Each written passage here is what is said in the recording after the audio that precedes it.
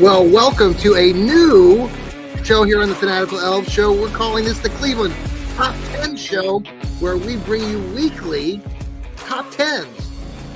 And we're going to start today. We're starting with most stunning Cleveland wins in history.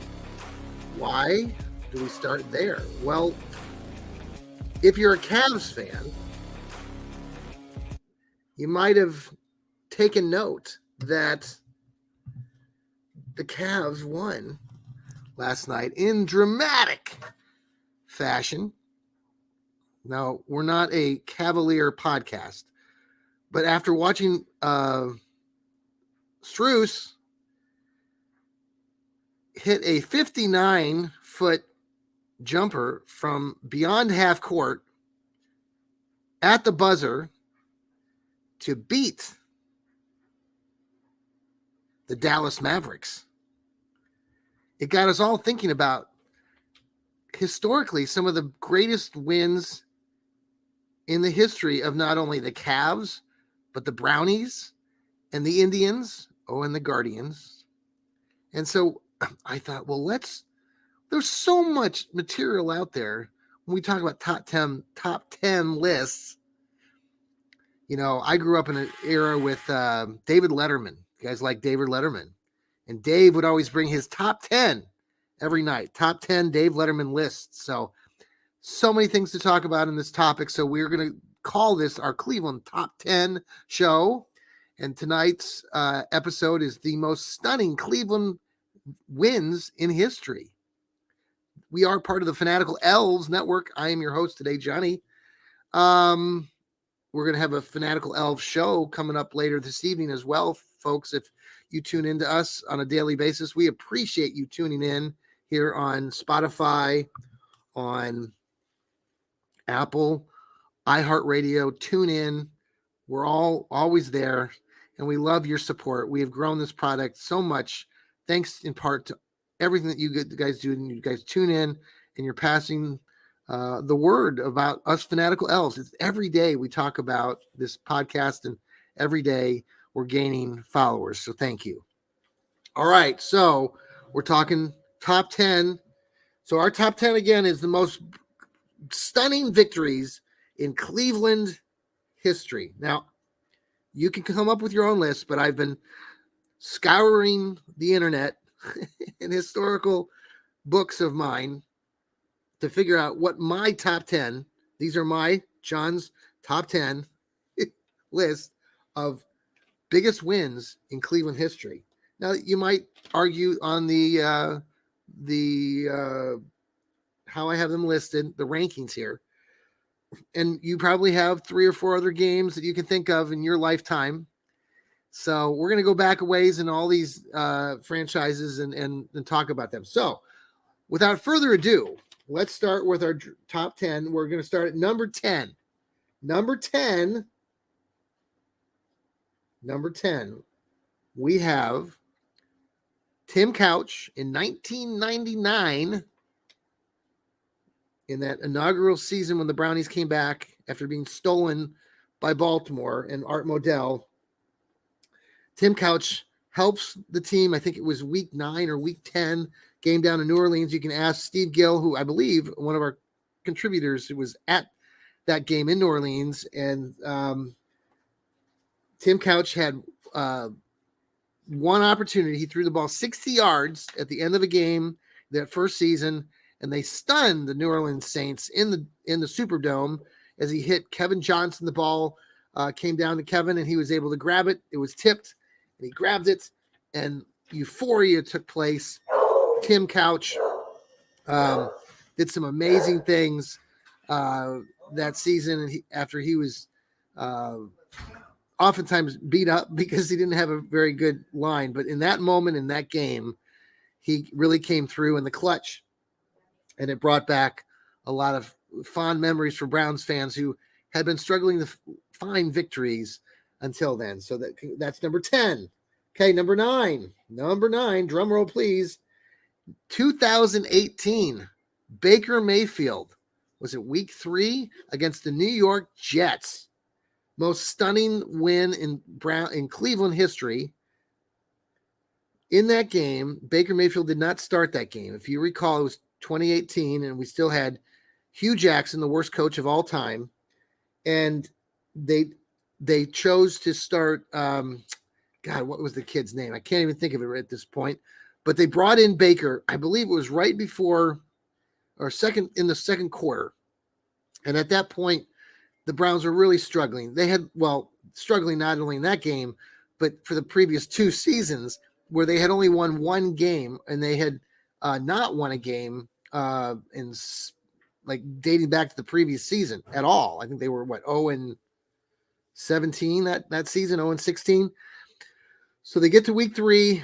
They don't start Baker. It was a Monday night game against the New York Jets, and Sam Darnold was the other rookie that was playing for the New York Jets.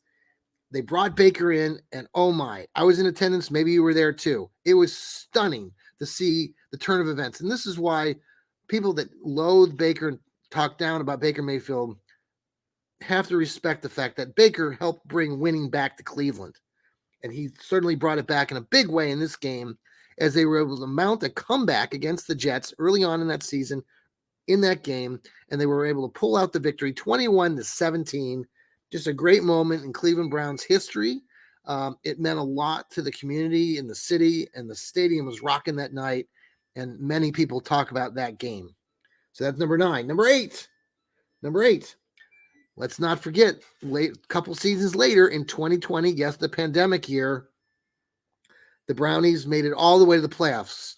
That in itself was great. Now, it was during the pandemic. There were not fans in the stands very often, but the Browns made it to the playoffs. They beat the Pittsburgh Steelers to get into the playoffs, and then had to go to Pittsburgh and play them the next week when Kevin Stefanski was hiding out in his basement, and the Browns took it to Pittsburgh. I think it was on a Sunday night game, and stunned the America. And the Brownies pulled out this amazing victory over the Steelers. They crushed them in the first half. They got up 35-0 or something at some point.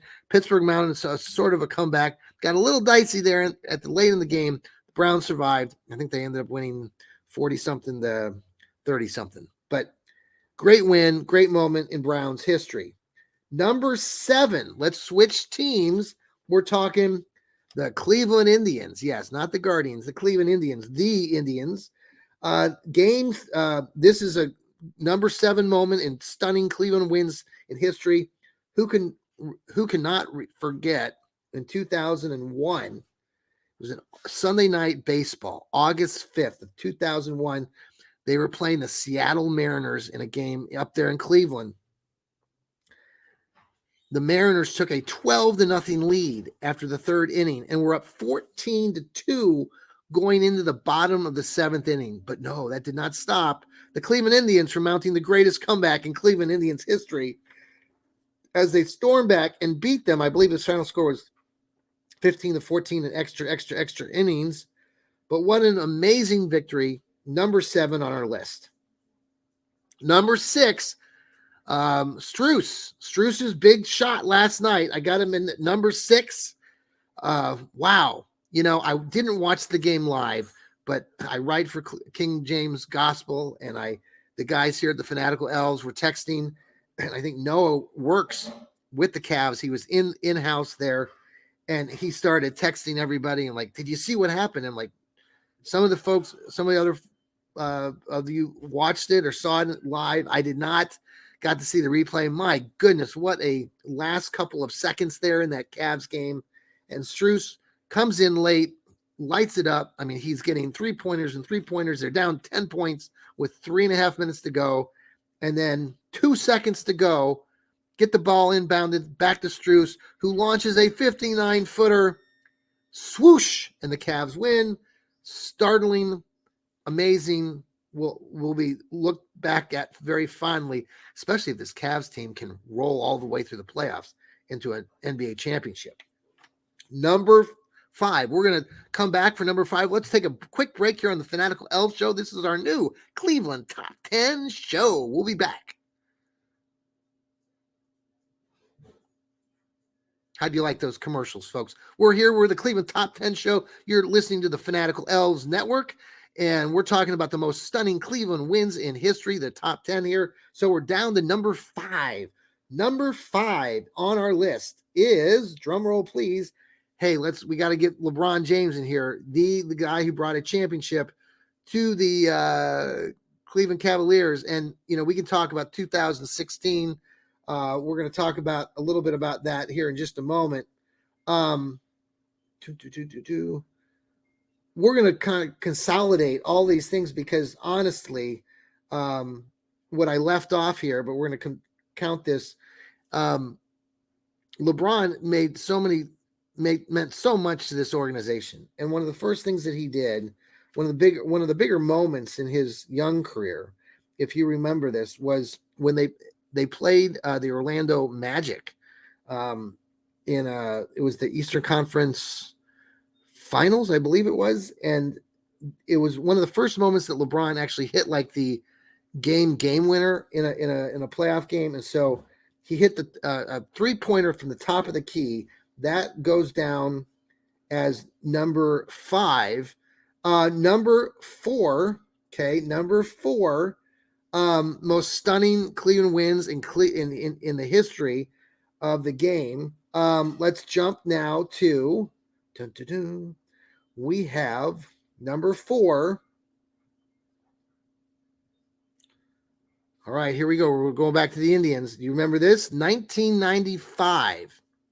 Okay, the Indians hadn't won a playoff game. I want to say it goes back to, it goes back a long ways. I think it was in the 1960s, the last time the Indians actually won a playoff game. So this is 1995. This is the season that the Indians won 100 games. And they get into that first playoff game. They're playing the Boston Celtics. No, not the Celtics. They're playing the Boston Red Sox. Wrong sport. They're playing the Boston Red Sox. And the Indians had a plethora of players that season. Albert Bell, Manny Ramirez, Jim Thome, all these guys. But their catcher, Tony Pena, the old savvy veteran, he comes in late in the game, extra innings. Half the stadium has left because it was game 1, but went on forever. Tony Pena comes through in the clutch, hits a home run in the first level of the bleachers out there, and the Indians get their first playoff win. All right, number 3, here we go. Who can not forget this, right? 1986 Cleveland Browns season. They get to the playoffs. Bernie Kosar and the boys, Webster Slaughter, all of that. They get there. The playoff game is in January. It's 87. It's cold. This is the game before the drive when they played Denver. So, we win this one. We play the New York Jets, and many people talk about this game with very fond memories. It's one of the highlights when we talk about Cleveland Browns. And it was the 1987 playoff game here where the Browns were down 10-0 or 10 points with 3.5 minutes to go in the game. Bernie did, to be honest, he did not have a very good game. He did not have a very good game. He was throwing interceptions. Surprisingly, I was looking back at this just as a side note. Bernie threw the ball in that game 64 times. He was 33 for 64 for 489 yards. The Browns had 558 yards of total offense, and the defense had 9 sacks in the game. I think that's a record for Browns in a game. Anyway, the Browns come all the way back. Mark Mosley, the field goal kicker, had missed 3 field goals in that game. I was in attendance. I was, 18 or 19 years old at the time. It was an amazing moment. Even though he had missed all those previous field goals, he had a 27-yard field goal to make in double overtime, and he made it, and euphoria broke out in that stadium. The Browns had not won a playoff game for ages, going back, I want to say 1969 was the last time the Browns had won a playoff game. So it was almost, 18, 19 years between playoff wins at that point in Cleveland Browns history. All right, number 2. Can you guess what number 2 is? Any guesses out there? All right, number 2. How about you guys all remember this? This was a tough one because 2016, LeBron, Kyrie, and the Cavs are down 3-1 against the Golden State Warriors. And they just decided they were not going to quit.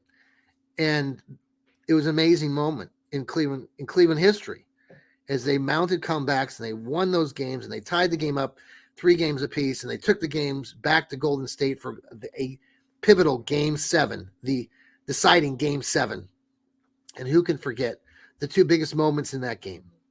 First, it was LeBron with the block of Izigua, and then Kyrie, with 50-some seconds to go in the game, nails the 3-pointer over Steph Baby Curry and puts the Cavs in the lead. The Cavs play outstanding defense, and the Cavs walk home and bring Cleveland a championship that they had not had in decades. That's number 2. And the championship that the Cleveland had last earned is their number 1 biggest stunning Cleveland win in history, and that is the Browns' win over those Baltimore Colts back in 1964 when the Browns were 7-point underdogs.